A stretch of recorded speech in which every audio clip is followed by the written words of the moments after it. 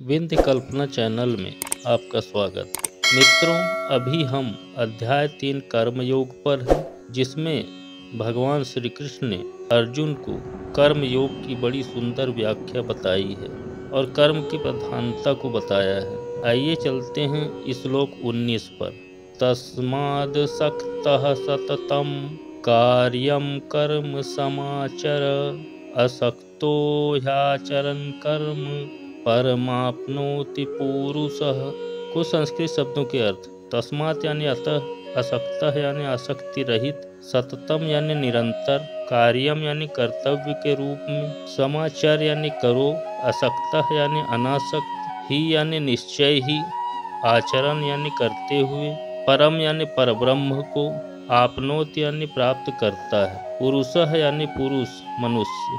अर्थात परमात्मा श्री कृष्ण अर्जुन से कहते हैं, कर्म फल में आसक्त हुए बिना मनुष्य को अपना कर्तव्य समझकर निरंतर कर्म करते रहना चाहिए, क्योंकि अनासक्त होकर कर्म करने से उसे परब्रह्म की प्राप्ति होती है। इस श्लोक का यही अर्थ है।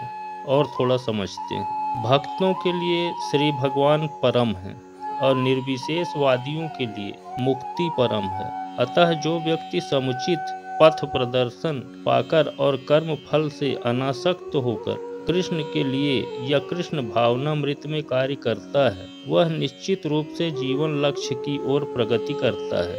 अर्जुन से कहा जा रहा है कि वह कृष्ण के लिए कुरुक्षेत्र में युद्ध लड़े, क्योंकि कृष्ण की इच्छा है कि वह ऐसा करें। उत्तम व्यक्ति होना या अहिंसक होना व्यक्तिगत आसक्ति है, किंतु फल की आसक्ति से रहित होकर कार्य करना परमात्मा के लिए कार्य करना है।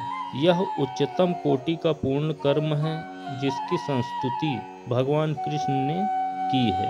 नियत यज्ञ जैसे वैदिक अनुष्ठान उन पाप कर्मों की शुद्धि के लिए किए जाते हैं जो इंद्रिय तृप्ति के उद्देश्य से किए गए हों, किंतु कृष्ण भावनामृत में जो कर्म किया जाता है वह अच्छे या बुरे कर्म के फलों से परे है। कृष्ण भावना भावित व्यक्ति में फल के प्रति लेस मात्र आसक्ति नहीं रहती। वह तो केवल कृष्ण के लिए कार्य करता है। वह समस्त प्रकार के कर्मों में रत रहकर भी पूर्णतया अनासक्त रहा आता है।